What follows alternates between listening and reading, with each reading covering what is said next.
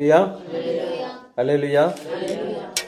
இப்போ லூக்கா எழுதின சுவிசேஷம் 5ஆம் அதிகாரம் 1-11 வசனங்களை நாம் வாசிக்க கேட்டோம். அதிலே கெனசரேத்து கடற்கரை அருகே இயேசுநாதர் வருகிறார். தேவ வசனத்தை கேட்கும்படியாக ஜனங்கள் எல்லாரும் இயேசுநாதரை சுற்றி அங்கே வருகிறார்கள். இந்த லெந்து காலங்களிலே நாம் சில இயேசுநாதரை குறித்து, அவர் வாழ்ந்த வாழ்க்கையை குறித்து நாம் நிறையா சிந்தித்து கொண்டிருக்கிறோம். அதிலே முக்கியமான நிகழ்வாக கருதப்படக்கூடிய ஒரு நிகழ்வு என்னன்னு சொன்னால், இந்த கெனசரேத்து கடற்கரையாக வரும்பொழுது திரளான ஜனங்கள் அவருடைய வசனத்தை கேட்க வந்தார்கள். அல்லேலூயா. வசனத்தை கேட்க இந்த லெந்து காலங்களிலே நாம் என்ன பண்ண வேண்டும்? ஆலயங்களிலே மற்ற எல்லா காரியங்களிலே நாம் ஓடி ஓடி வர வேண்டும். அல்லேலூயா. அப்ப அவர் கடற்கரையில நின்று 2 படகுகளை அவர் கண்டார். 2 படகுல மீன் பிடிக்க அவர்கள் மீன் பிடிக்க போயிட்டு அவங்க என்ன பண்றாங்கன்னு சொல்லி சொன்னா, மீன்களை விட்டு வந்து இறங்கி அவங்க என்ன பண்றாங்க, வலைகளை என்ன பண்றாங்க, அலசி கொண்டிருந்தார்கள். அவர்கள் மீன் பிடித்து மீன் கிடைக்காம அவங்க என்ன பண்றாங்க, மீனை அலசி அந்த வலைகள் அந்த ஈரமா இருந்துச்சுன்னா சொன்னா மீன் பிடிக்க போகிற இடங்கள்ல அழுக்குகள் மற்ற காரியங்கள்லாம் இருக்கும். தேவையில்லாத பொருட்கள், பல அசுத்தமான காரியங்கள் இருக்கும். அதையெல்லாம் நம்ம என்ன பண்ணணும்னு சொல்லி சொன்னால் அதை அகற்ற வேண்டும் சொல்லி அவங்க என்ன பண்ணுறாங்க, அந்த வலைகளை அவங்க கழுவி கொண்டிருந்தார்கள். அப்போது படகுல ஒரு படகுல இயேசுநாதர் ஏறி உட்கார்றார். அங்கே எல்லாரும் வலையை கழுகிட்டு இருக்கிறாங்க. வலையை கழுகிட்டு இருக்கும்போது படகுல ஒருத்தரும் இல்லை, படகுல மீனும் இல்லை, காலியாக இருக்குது. அந்த படகுல போய் இயேசுநாதரை போய் மேலே ஏறி அங்கே அமர்ந்து, அந்த படகு யாருடையதுன்னா சீமன் பேதுருடைய படகா இருந்தது. அந்த படகு யாருடையது? சீமன் பேதுருடைய படகுல போய் என்ன பண்றாரு, அமர்றாரு. அப்ப இயேசுநாதர் சில வெறுமையான இடங்களிலே போய் அவர் என்ன பண்றாருங்க, ஆசீர்வாதத்தை கொடுப்பதற்காக அவர் வருகிறார். அல்லேலூயா. சீமோனுடைய படகு என்ன பண்ணியிருக்கு, காலியா கிடக்குது. அந்த படகுல அவர் போய் பார்க்கிறார். அப்போ நம்மளுடைய இந்த லெந்து காலங்களிலே, நம்முடைய இல்லங்களிலே, நம்முடைய வேலை ஸ்தலங்களிலே, நம்ம இருக்கிற இடங்களில், நம்ம ஊர்களில் ஒரு காலியான ஒரு சூழல் இருந்துச்சுன்னு சொன்னா கடவுள் என்ன பண்றாருங்க, அங்கதான் வராரு. அல்லேலூயா. அல்லேலூயா. கடவுள் அந்த காலியான அந்த படகுல ஏறி அங்கே உட்கார்றதுக்கு போறார். அப்போ சீமானை கூப்பிடுறாரு. சீமானை இங்கப்பா, இந்த ஆழத்துல கொஞ்சம் தள்ளி கொண்டு போய் நிறுத்து. ஏன்னா ஜனங்கள்லாம் நிறைய பேர் வசனத்தை கேட்க விடாதபடி அவரை சூழ்ந்து கொண்டு இருந்ததுனால கடற்கரையில கொஞ்சம் ஒரு தள்ளி கொண்டு போய் நிறுத்தினோம்னா, அங்கிருந்து ஒரு செய்தியை கொடுத்தோம்னா மக்கள் கேட்குற அளவுக்கு அவர் என்ன பண்றாருங்க, அந்த வலையை அந்த அதை கரையிலிருந்து சற்றே தள்ளும்படி அதை கேட்டுக்கொண்டு அந்த படகுல ஜனங்களுக்கு என்ன பண்ணாருங்க, போதனை பண்ணார். அல்லேலூயா. நம்ம காலியாய் நம்ம இந்த லெந்து காலங்களில் இருந்தோம் என்று சொன்னால் இயேசுநாதர் என்ன பண்றாங்க, போதனை பண்றாரு. அல்லேலூயா. அந்த போதனையை நம்ம என்ன பண்ணணும், கேட்க வேண்டும். போதனைகளை என்ன பண்ணணும், கேட்கணும். அப்போ அவர் போதகம் பண்ணி நிறைய விஷயங்கள்லாம் சொல்லியிருக்கிறார். இப்படி நடக்கணும், அப்படி நடக்கணும், இந்த மாதிரி நடக்கணும், இந்த மாதிரி கடவுளுக்கு பிடித்தமான பிள்ளைகளாக நடக்கணும், ரட்சிக்கப்படணும், பாவங்களை விடுபடணும்னு நிறைய விஷயங்கள் அவங்க போதனையாக அவங்க கடவுள் அவங்ககிட்ட சொல்றார். இருந்தாலும் மக்கள் என்ன பண்றாங்கன்னு சொன்னா, ஒரு அற்புதத்தை பார்க்க வேண்டும், ஒரு அடையாளத்தை பார்க்க வேண்டும், ஒரு வியாதியஸ்தரை சுத்தம் பண்ண வேண்டும், ஒரு மரித்து போனவர்களை சுத்தம் பண்ண வேண்டும், பிணியாளிகளை அவர்கள் சுத்தமடைய செய்ய வேண்டும். இப்படி பல விஷயங்கள் கடவுளுடைய பார்வையிலே அவங்க என்ன பண்ணிட்டு இருக்கிறாங்க, அவங்க இது பண்ணிட்டு இருக்கிறாங்க. அப்போ அவங்க அப்படி ஒரு ஆர்வமா வர்றாங்க. அப்போ அவங்களுக்கு ஒரு அதிசயத்தை காமிக்க வேண்டும், ஒரு அற்புதத்தை காமிக்க வேண்டும் அப்படின்னு சொல்லி அவர் என்ன பண்றாருங்க, ரொம்ப விருப்பப்பட்டு என்ன பண்றாரு, அந்த வலையை போதகம் பண்ணி முடித்த பிறகு சீமோனை நோக்கி ஆழத்திலே தள்ளி கொண்டு போய் மீன்களை பிடிக்கும்படி உங்கள் வலைகளை போடுங்கள் அப்படின்னு சொல்றாரு. அல்லேலூயா. அப்போ நீங்க ஒரு வேளை சில விஷயங்கள்ல தோல்வி அடைந்திருக்கலாம், சில விஷயங்களுக்கு நீங்கள் செய்யணும்னு சொல்லி நினச்சி செய்ய முடியாமல் போயிருக்கலாம். அதை இல்லைன்னா இந்த இடத்துக்கு போனால் நமக்கு நடக்காதுன்னு சொல்லி திரும்ப நீங்கள் போய் திரும்பி வந்து சீமன் பேதுரு மாதிரி மீன் பிடிக்க போய் மீன் கிடைக்காம வந்து வலைகளை அலசி கொண்ட மாதிரி ஒரு ஒரு வெறுமையான சூழ்நிலை இருக்கலாம். இருந்தாலும் இயேசுநாதர் என்ன சொல்றாரு, சீமன் பேதுருவை பார்த்து ஆழத்திலே தள்ளி கொண்டு போய் மீன்களை பிடிக்க அவர் அங்க அனுப்புறார்.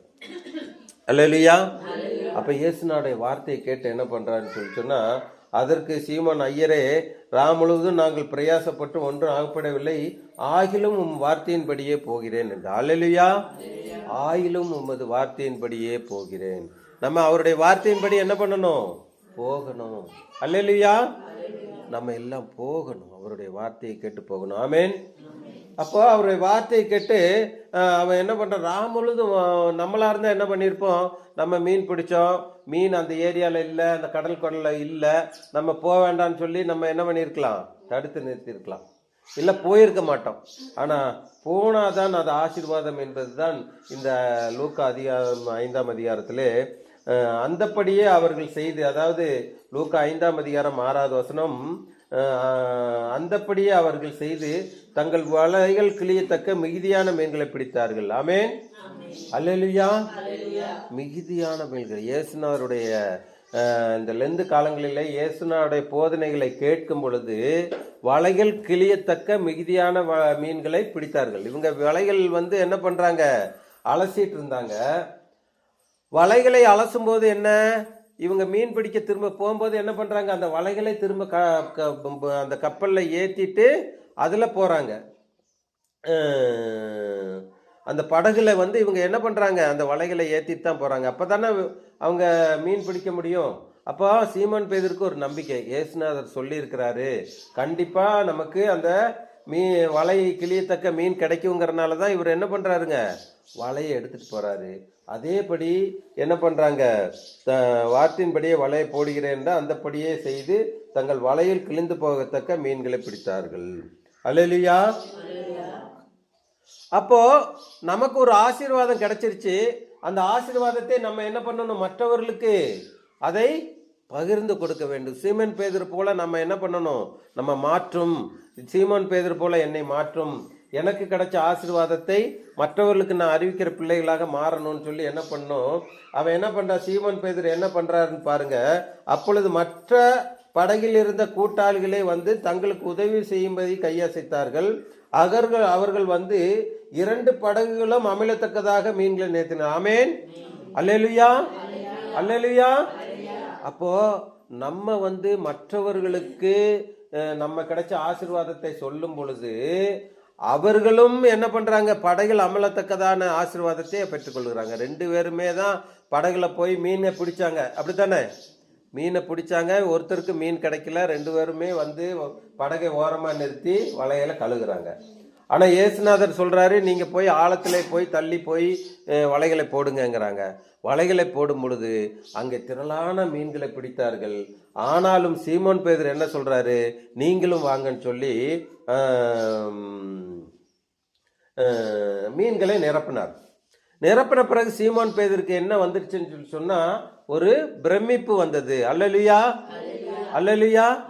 ஒரு பிரமிப்பு. இந்த காலத்துல நம்ம லெந்து காலங்களை நம்ம இயேசுநாதர் நமக்காக பாடுபட்டார், நமக்காக உபவாசம் இருந்தாரு, நமக்காக பாடுபட்டு சிலுவையில் அறையப்பட்டு இந்த புனித வெள்ளி அன்று இறந்தாரு. 3 நாள் கழித்து ஈஸ்டர் அன்னைக்கு உயிர் தெழுந்தார். அதை நம்ம விசுவாசிக்கிறோம். ஆமேன். அல்லேலூயா. அப்பேற்பட்ட ஆண்டவருடைய பேச்சை நாம் கேட்கும் பொழுது இந்த ஆசீர்வாதத்தை பெற்றுக்கொள்ளணும். அப்போ அந்த சீமோன் பேதுரு அதை கண்டு இயேசுவின் பாதத்தில் விழுந்து, ஆண்டவரே, நான் பாவியான மனுஷன், என்னை விட்டு போக வேண்டும் என்று சொல்றான். அப்போ பிரமிப்பு உண்டாகத்தக்கதாக காலில் போய் விழுகிறோம். இப்போ நம்ம ஒரு இடத்துல போய் 100 ரூபா கேட்கறதுக்கு போய் 200 ரூபா கிடைச்சிச்சுன்னு என்ன பண்றோம், ஐயோ சாமின்னு சொல்லி காலில் விழுந்துடும். உங்களுக்கு நல்லா ஞாபகம் இருக்கா, ஊசிமலை சர்ச்சை கட்டும் பொழுது பணப்பற்றாக்குறை வந்துச்சு. பணப்பற்றாக்குறை வரும்போது ஒவ்வொரு இடமா சொல்லி பார்க்கும் பொழுது, உங்க பேர் என்ன, ராஜேஸ்வரி அம்மா வீட்டுக்கு போனோம்னா கொஞ்சம் பணம் கிடைக்கும் அப்படின்னு சொல்லி எல்லாரும் சொன்னாங்க.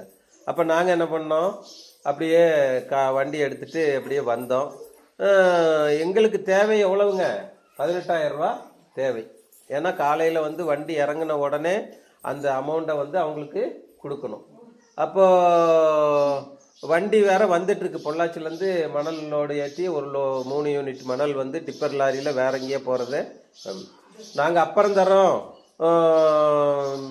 அப்படின்லாம் வந்து சொல்கிறதுக்கு வாய்ப்பு இல்லை. அப்போ எப்படியாவது நமக்கு தெரிஞ்சவங்க வீட்டில் எப்போதான் வைக்கிற காசுகள் எல்லாம் பார்க்கும்போது அந்த எல்லாரும் சொன்னாங்க, அந்த ராஜேஸ்வரி அம்மா வீட்டுக்கு போனீங்கன்னா ஏதோ இருக்கிறத கொடுத்தா ஒரு நாள் 2 நாள் அவங்க சீட்டு காசுலாம் வச்சுருப்பாங்க, இல்லை ஏதாவது ஒரு காசு வச்சுருப்பாங்க. நம்ம ஒரு 2-3 நாளைக்குள்ளே நம்ம ஏதோ நகையையோ இல்லைன்னா வேறு யாராவது கொடுத்தாலும் நம்ம கொடுத்துடலான்னு சொல்லி சொன்னாங்க. நாங்கள் வந்தோம். வரும்பொழுது எங்களுக்கு நாங்கள் எவ்வளவு கையில் வச்சுருந்தோம், யார் யார் எவ்வளோ வச்சுருந்தோன்னு எங்களுக்கு சரியாக ஞாபகம் இல்லை. ஆனால் நீங்கள் எவ்வளோ கொடுத்தீங்கம்மா? 15,000 அவங்க என்ன பண்ணுறாங்க கொடுக்க. அல்லேலூயா. எங்களுக்கு தேவை 18,000 தான். நாங்கள் ஒரு 5,000மோ 6,000மோ எல்லாமோ என்ன பண்ணிட்டாங்க, நான் ரெடி பண்ணிட்டோம். ஆனாலும் சரி எதுக்கு போய் கேட்டு பார்ப்போன்னு சொல்லும் பொழுது எங்கேயோ இருந்து வால்பாறைக்கு போகாமல், அக்காமலை போகாமல், கருமலை போகாமல் நாங்கள் வெள்ளமலை டாப்பை ஓடி வந்தோம். அவங்க என்ன பண்ணாங்க, 15,000 ரூபா அந்த ஆலயத்துக்காக கொடுத்தாங்க. அப்போது எங்களுக்கு என்ன பிரமிப்பு, கடவுளுடைய ஒரு காரியத்திற்காக நம்ம போகும் பொழுது என்ன இப்படி கிடைக்குதேன்னு சொல்லி நாங்கள் பிரமிச்சு போனோம். ஆச்சரியம் எங்களுக்கு. போகும்போது அவர் வரும்போது 18,000 ரூபாய் எண்ணி கொடுக்கும் பொழுது எங்களுக்கு எவ்வளோ சந்தோஷமாக இருந்திருக்கும். ஒருவேளை பணமே இல்லை, லோடு இறங்கிருச்சு, என்ன பண்ணியிருப்போங்க, பொறுப்பாளர்கள்லாம் கேவலப்பட்டு போயிருப்பாங்க. ஆனால் அப்படி நடக்க விடலை கடவுள். அதே மாதிரி ஒரு ஒரு பெரியார் நகர் பக்கம், இப்போ ஓல்டு வால்பாறை பக்கம் நாங்கள் காரில் போகிறோம். காரில் போகும்போது ஒரு ஃபீல்டு ஸ்டாஃப் வீட்டுக்கு போகிறோம் வசூல் பண்ணுறதுக்கு, சர்ச்சுக்காக ஏதாவது உங்களால் முடிந்த உதவி பண்ணுங்க அப்படின்னு சொல்லி. அப்போ அவங்க வந்து 2-3 நாளைக்கு முன்னாடி ஜெபம் பண்ணும் பொழுது அவங்களுக்கு ஒரு உந்துதல் இருந்ததாமா, ஏதோ ஒரு புதிய ஆலயம் கட்டுறதுக்காக என்ன பண்ணுங்க, இந்த பணத்தை கொடுத்துருங்க, இந்த பணத்தை கொடுத்துருங்கன்னு சொல்லி அவங்களுக்கு வந்த ஒரு மிகப்பெரிய ஒரு அமௌண்ட்டை புதிய ஆலயம் கட்டுறதுக்காக கொடுக்கணும்னு சொல்லி அவங்க என்ன பண்ணிட்டு இருக்காங்க, சேர்த்து வச்சுட்டே இருக்காங்க. நாங்கள் இங்கேருந்து ஒரு 7-8 பேர்கிட்ட போகிறோம். போகும்போது நாங்கள் வந்து என்ன நினச்சோன்னு சொன்னால், எங்களுக்கு வந்து அடுத்த நாள் பொருள் வாங்குறதுக்கு எங்களுக்கு ஒரு 2,000 ரூபாய் தான் தேவை. ஆனால் நாங்கள் இந்த 2,000 ரூபாய் ஒவ்வொரு வீட்டில் 100 ரூபாயோ இல்லை 500 ரூபாயோ எவ்வளோ கிடைக்கிறத வாங்கி இந்த 2,000 ரூபா ரெடி பண்ணிடலான்னு சொல்லிட்டு தான் நாங்கள் என்ன பண்ணுறோம், போகிறோம். ஆனால் அங்கே அந்த அம்மா போன உடனே என்ன பண்ணாங்க, ஒரு பைபிளில் நோட்டுகளாக எடுத்து வச்சு 5,000 ரூபாய்க்கு மேலே என்ன பண்ணாங்க, கொடுத்தாங்க. கொடுத்துட்டு நீங்கள் வண்டியில் வந்திருக்கீங்க, பெட்ரோல் செலவுக்கு ஒரு அமௌண்ட் வச்சுக்கிங்க, சாப்பாட்டுக்கு ஒரு அமௌண்ட் வச்சுக்கிங்கன்னு சொல்லி இந்த அமௌண்ட் இல்லாமல் அவங்க என்ன பண்ணுறாங்க, பணத்தை எடுத்து கொடுத்துக்கிட்டே இருக்கிறாங்க. வந்தவங்கெல்லாம் நீங்கள் சாப்பிட்டுட்டு போகணுன்னு சொல்லி எல்லாருக்குமே அவங்க சாப்பாடு கொடுத்து அனுப்புனாங்க. அப்போ எங்களுக்கு ஒரு மன நிறைவு.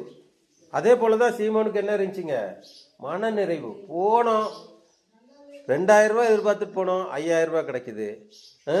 ஒரு 5,000 ரூபாய் கிடைச்சா போதும்னு நினச்சிட்டு போகிறோம், 15,000 ரூபாய் கிடைக்குது. அல்லேலூயா.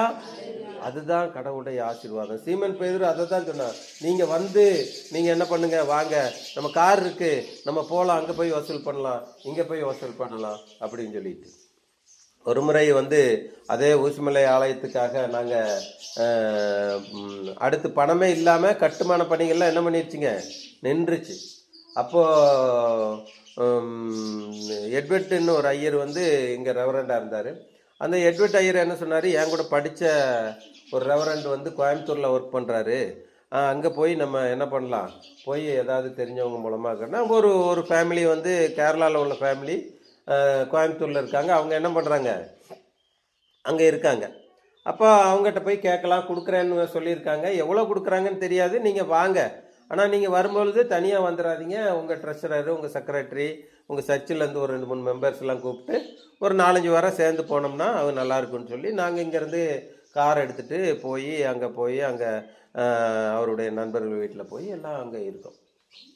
அப்போ அங்கெல்லாம் போய் சாப்பிட்டுட்டு எல்லாம் முடிச்சுட்டு அந்த ஒரு கேரளாக்கார ஒரு அம்மா வீட்டுக்கு நாங்கள் இந்த மாதிரி வெள்ளமல்ல டாப்பு என்ன பேருங்க உங்கள் பேர், ராஜேஸ்வரி அம்மா வீட்டுக்கு வந்தது மாதிரி நாங்கள் ஒரு கோயம்புத்தூரில் ஒரு அம்மா வீட்டுக்கு நாங்கள் போகிறோம். அப்படி போகும் பொழுது என்ன ஆகுதுன்னு சொல்லி சொன்னால், அங்கே போகிறோம், அவங்க பைபிளில் கட்டுக்கட்டாக பணத்தை எடுத்து வச்சு கொண்டு வந்து ஆலயத்திற்காக கொடுக்குறாங்க. எங்களுக்கு ஒரு அமௌண்ட் வந்தது, அதை புதிய ஆலயம் கட்டுறதுக்காக கொடுக்குறோம். நீங்கள் புதிய ஆலயம் தானே கட்டுறீங்க? ஆமாம். பழைய ஆலயத்தை இடிச்சிட்டு புதிய ஆலயம் தான் கட்டுறோம். இந்தாங்க அந்த ரெவரண்டு ட்ரெஷரர்லாம் கொடுக்கும் பொழுது அதில் எவ்வளோ இருந்துச்சுங்க? 25,000 ரூபா இருந்துச்சு. அல்லேலுயா, அல்லேலுயா. 25,000 ரூபா அவங்க என்ன பண்ணாங்க? அடுத்து கட்டுறதுக்கு என்ன பண்ணுறதுன்னு நினைக்கும் பொழுது அவங்க என்ன பண்ணாங்க? 25,000 ரூபா வச்சு கொடுத்தோம். கோயம்புத்தூரில் இருந்தாங்க, யாருன்னே தெரியாது, ஊசிமலை எங்கே இருக்குன்னு தெரியாது இல்லைங்களா? அப்படிதான் பிரமிப்பு. அந்த சீமன் பேதர் அதை கண்டு திரளான மீன்களை பிடித்து நிறுத்து அவனுக்கு அவனோட கொடுத்த. அப்போ இந்த செய்தியை கேட்க ஒரு குரூப் வந்தாங்க இல்லைங்களா? செய்தியை கேட்க வந்தவங்கெல்லாம் என்ன பண்ணாங்க?